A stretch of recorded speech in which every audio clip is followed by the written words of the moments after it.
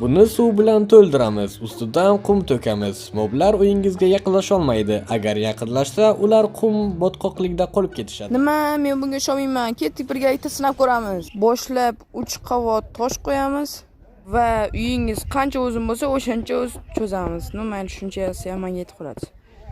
3 qavat qilib chiqaman va endi bir tomonga o'tib olib, 2 qavat yerga ostiga qazib, toshni qancha qo'ygan bo'lsangiz, o'shancha qilib qaziysiz.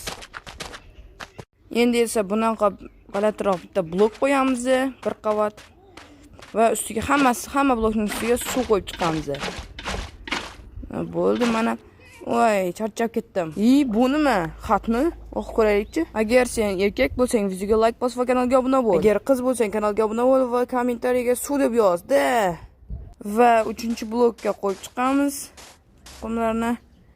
Va ular sakrashni boshlaydi-da, sakrayapti, lekin videodagidek emas. Endi moblarni qo'yib ko'ramiz. Lekin chiqib ketyapti. O'xshamadi.